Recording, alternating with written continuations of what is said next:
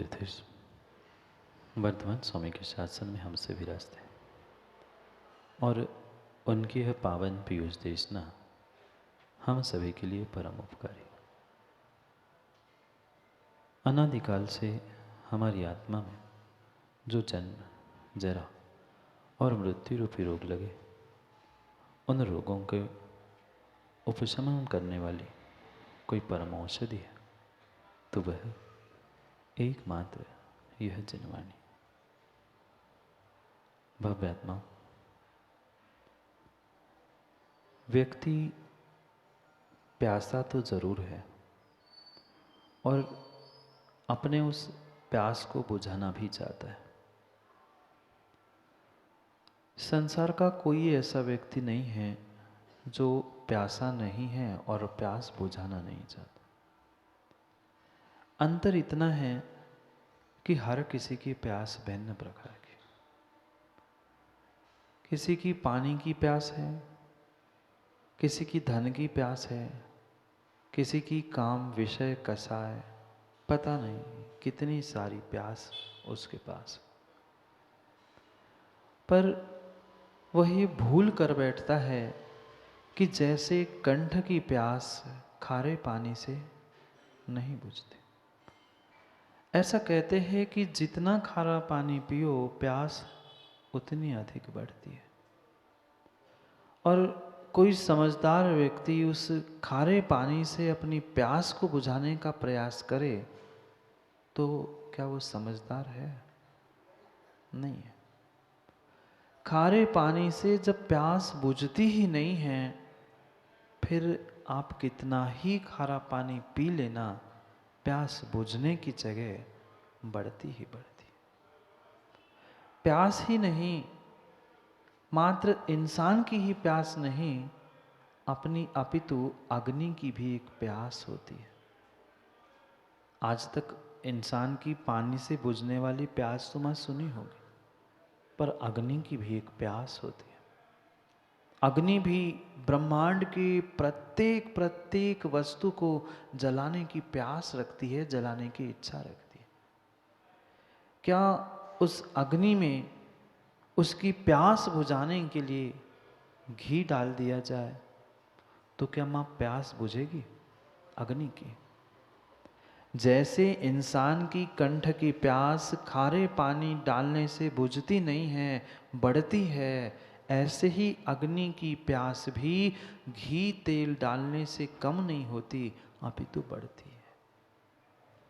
भले ही ये पानी की प्यास, अग्नि की प्यास हमने समझी है, पर भीतर की कषायों की प्यास, काम वासनाओं की प्यास कितनी बुझा पाए? यही भूल करता रहा इंसान। जो विषय कसायों की प्यास उसे भीतर सता रही थी, जो काम वासनाओं की प्यास उसे सता रही थी, वह उस काम वासनाओं को और विषयों को देकर ही उसको बुझाना चाहता है। अग्नि की प्यास कभी भी घी से नहीं बुझती, प्यासे की प्यास भी कभी खारे पानी से नहीं बुझती। ऐसी काम वासना से विषय भोगों की प्यास नहीं बुझती। भ्रमित है व्यक्ति, भटक चुका है मार्ग, भूल चुका है वास्तविकता को। वास्तविकता कुछ और है, धर्म कुछ और है और समझ के कुछ और रखा है उस जो वह प्यास उसे विषय कसायों की लग रही है, पापों की लग रही है, उस पापों की और विषय कसायों की पूर्ति करके व्यक्ति स्वर्ग जाना चाहता है। जाएगा? पाप करके आज तक कौन स्वर्ग जा पाया? कोई जा पाया? गौर झामर वाले तो जा सकते हैं, नहीं जा सकते। कोई भी पाप करके विषय वासनाओं को भोगते हुए, कसाय करते हुए स्वर्ग में नहीं जा सकता। स्वर्ग की प्यास बुझानी है तो यहाँ की प्यास बुझानी होगी। सिद्धालय की प्यास बुझानी है तो भीतर की वासनाओं की प्यास बुझानी होगी, और वासनाओं की प्यास वासनाओं को भोगने से नहीं, उनको छोड़ने से बुझती है। जैसे खारा पानी पीने से वह कितनी भी वह प्यास हो और कैसी ही हो, कितना ही पानी पी लेना, बुझती नहीं है। ऐसी ही विषय वासनाओं से विषय वासनाओं की प्यास बुझती नहीं है। कितना कितना जीवन भर में व्यक्तियों ने पुरुषार्थ किया, पर वह प्रत्येक प्रत्येक प्रत्येक पुरुषार्थ उसका विपरीत विपरीत रहा। भले ही हमारे आगम ग्रंथों में आचार्य भगवान ने काम को भी पुरुषार्थ कहा है, एक अद्भुत दर्शन और अद्भुत धर्म होगा जो काम को भी पुरुषार्थ कहता है। मां चार पुरुषार्थ, काम पुरुषार्थ, अर्थ पुरुषार्थ, धर्म पुरुषार्थ और मोक्ष पुरुषार्थ। वही काम पुरुषार्थ है, वही काम, वही वासना काम पुरुषार्थ होती है जो आने वाली संतान को और अपने आप को धर्म पुरुषार्थ में जोड़ दे। जो तुम्हारी काम वासनाएं, तुम्हारी विषय तुम्हें धर्म से दूर कर रही है और तुम्हारे काम वासनाओं का फल तुम्हें भी और स्वयं को धर्म से दूर कर रहा है, वह तुम्हारा काम पुरुषार्थ नहीं है, मात्र तुम्हारी तृष्णा की इच्छाओं की पूर्ति है। जो तुमने किया हुआ काम पुरुषार्थ धर्म में फलीभूत हो रहा है, मोक्ष के लिए फलीभूत हो रहा है, वही वास्तव में काम पुरुषार्थ है। सच्चा काम पुरुषार्थ तो तीर्थंकर के माता पिता ने किया। माँ, सच्चा काम पुरुषार्थ तो तीर्थंकर के माता पिता ने किया। क्या क्या क्या वह तीर्थंकर के जन्म देने का पुण्य है। काम पुरुषार्थ भी किया, पर टिकट पक्का किया मोक्ष पुरुषार्थ का। तीर्थंकर के माता पिता मुकेश भाई मोक्षगामी होते हैं। पुरुषार्थ तो पाप का किया, काम पुरुषार्थ करके फलीभूत हुआ उन्हें मोक्ष पुरुषार्थ में। हमें मोक्ष में नहीं, कम से कम धर्म में ही तो पुरुषार्थ का फलीभूत हो जाए। हमने जो आज तक काम वासनाओं को प्राप्त किया है, उससे जो हमने संतान आदि को जन्म दिया है, वह काम पुरुषार्थ का फल धर्म पुरुषार्थ के लिए फलीभूत हो तो कार्यकारी है, अन्यथा नहीं है। विचार करने जैसी बात है, विचार करने जैसी बात है कि आज तक हमने जो जो पुरुषार्थ किया मात्र विषय वासनाओं के लिए किया, वह काम पुरुषार्थ धर्म पुरुषार्थ का सहयोगी नहीं बन पाया। और जो धर्म पुरुषार्थ का सहयोगी नहीं है, वह मोक्ष पुरुषार्थ क्या दिलाएगा। विचार करने जैसी बात है। क्या वह जीव द्रव्य का पुण्य होगा, क्या वह तीर्थंकर बालक का पुण्य होगा। कोई तीर्थंकर बालक माँ आसमान से टपक के आता है? नहीं, वो भी माता पिता के काम पुरुषार्थ से ही प्रकट हुआ था। आपने भी तो संतानों को जन्म दिया है, आपने भी तो संतानों को जन्म दिया है, पर जितनी संतानों को जन्म दिया है, क्या माँ मात्र उतनी ही बार आपने विषय भोगों को भोगा है? नहीं भोगा। संतान 2, 4, 6 हो सकती है, पर क्या माँ इतनी ही बार हमने विषय भोगों को भोगा? हजारों सैकड़ों बार जब हम पाप करते हैं, तब एक आध बार संतान जन्म लेती, और वो भी पंचम काल में पता नहीं ले भी पाती कि नहीं ले पाती, अस्पताल में ही मार दिया जाता है, पेट में ही मार दिया जाता है। कैसे पापी है, कैसे पापी है, कैसे पापी है। फैमिली प्लानिंग की तो हर कोई बात करता है, फैमिली प्लानिंग नहीं, अपनी वासनाओं की प्लानिंग करो ना। क्यों उन जन्म लेने वाले बच्चों को जीवों का घात करके पंचेंद्रीय हिंसा का दोष लगा रहे? आपको प्लानिंग ही करना था तो अपने विषयों की, अपनी वासनाओं की प्लानिंग करते, उसको संयमित करने का प्रयास करते। नहीं कर रहे हैं, नहीं कर रहे हैं, और जब तक नहीं कर रहे हैं तब तक हम जब जब उन विषय भोगों को भोग रहे हैं, जब जब काम का सेवन कर रहे हैं, पक्का मानना 9 कोटि जीवों की हिंसा कर रहे हैं। जिसने आज पुण्य की रक्षा करते हुए उसको सुरक्षित नहीं किया, उसको धर्म पुरुषार्थ में नहीं लगाया है, आने वाले समय में जरूरी नहीं है कि तुम्हें काम पुरुषार्थ भी मिले। खूब तीव्र भावना होने पर भी तुम्हें वह सामग्री मिले जरूरी नहीं है। इसलिए सोच समझकर विचार करके निर्णय करने की आवश्यकता है कि हम कितनी बड़ी भूल कर रहे हैं, कितनी बड़ी बेवकूफी कर रहे हैं। बुरा लग रहा है? बुरा लग जाए तो थोड़ा सा तो सुधार हो जाए। सीधी सीधी हम बेवकूफ़ी कर रहे हैं, खारा पानी पी के प्यास मिटाना चाह रहे हैं, पाप करके स्वर्ग जाना चाह रहे। नहीं मिलने वाला स्वर्ग, स्वर्ग मिलने वाला नहीं है। और स्वर्ग नहीं मिलने की शक्ति नहीं है तो हमारी मोक्ष जाने की भी शक्ति समाप्त ही मान लो। कब तक करते रहेंगे उन विषय वासनाओं के प्रति पाप? एक एक एक एक समय समय हमने मात्र कभी मन से, कभी वचनों से, कभी शरीर से कितना सारा पाप कमा लिया। माँ आपकी पूजा पाठ भक्ति अभिषेक सब सब एक किनारे है, और इन महापापों में पाप, ये अब्रह्म पाप एक किनारे है। पूरी जीवन भर की, पूरी दिन भर की साधना चंद मिनटों में नष्ट हो जाती है, क्योंकि करोड़ों करोड़ों जीवों का घात होता है मात्र एक बार के इस भोग भोगने में। कितना कितना कुशील परिणामों के साथ हमने अब्रह्म का सेवन किया, और मात्र उस काम बाण के पीछे।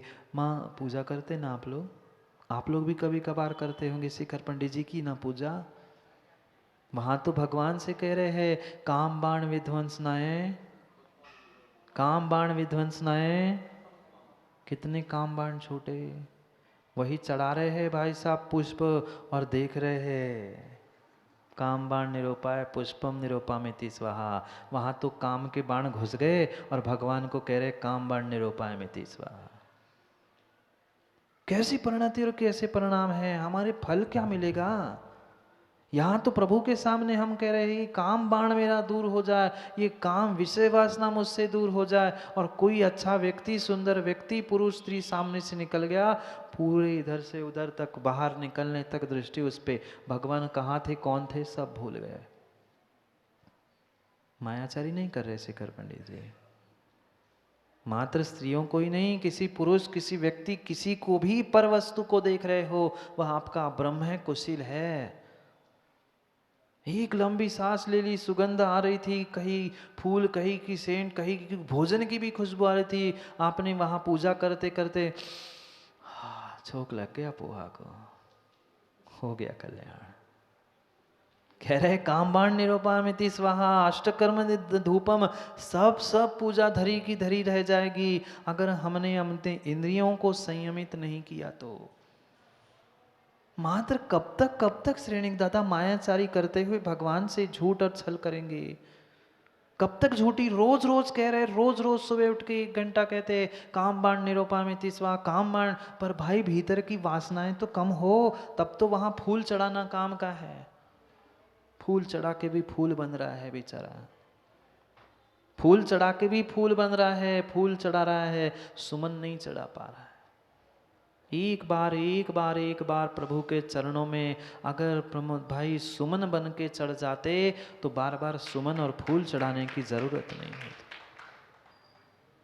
पर क्या करे, मन ही तो सुमन नहीं हो रहा है, मन ही तो सुमन नहीं हो रहा है, मन ही तो हम फूल नहीं कर पा रहे हैं। विषय कषायों में, काम वासनाओं में ऐसे फूल के वैसे फूल गए हैं कि हमें ये सामने का सत्यता का बोध ही नहीं हो पा रहा। कितने कितने पाप कर डाले मात्र उस अब्रह्म के पीछे, कुशील के पीछे। खोल के देखो पिछले इतिहासों को, उन पुराणों को, मात्र काम वासनाओं के पीछे कितनों ने चोरी कर डाली, कितनों की हिंसा कर डाली, किसी दूसरे के साथ जो पाप करने की भावना थी, राजा को तक छोड़कर कुबड़े के साथ। नहीं पता है कथा है? पता है, सब कथाएं पता है, पर स्वयं की व्यथा भी कभी तो समझो। क्या करे, क्या करे, जीव की ऐसी ऐसी वर्तमान की परिणति हो चुकी है, देखता है, जानता है, समझता है बिल्कुल सब कुछ, पर फिर भी छोड़ नहीं पा रहा है, फिर भी छोड़ नहीं पा रहा है, फिर भी छोड़ नहीं पा रहा है।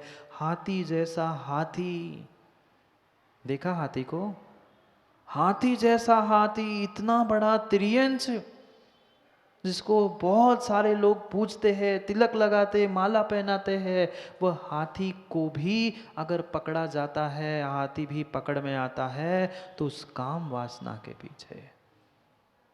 इतना बड़ा हाथी कौन साकल बांधता, कौन पकड़ लेता। सुंदर हथनी का रूप बनाया जाता है, वह कागज की हथनी बनाकर एक गड्ढे के ऊपर बांस और घास आदि डालकर रखी जाती।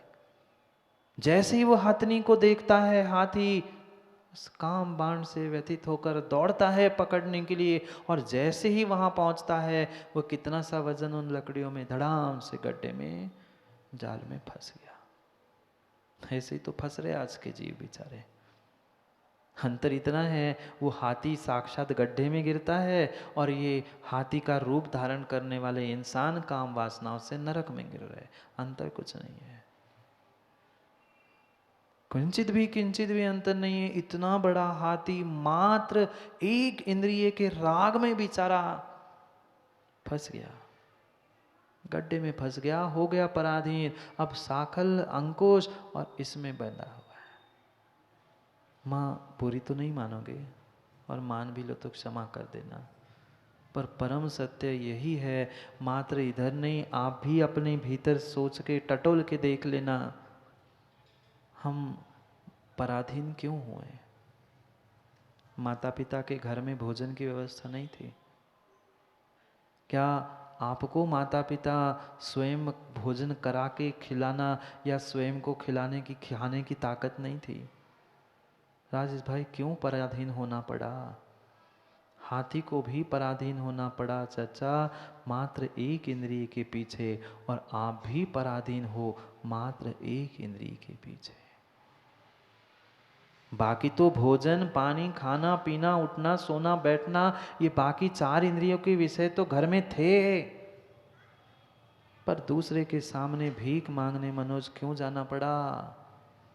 भले ही वह कटोरा लेके भीख मांगने नहीं गए थे मुकेश भाई, बैंड बजा के गए थे, पर भीख ही मांगने गए थे, नहीं गए थे।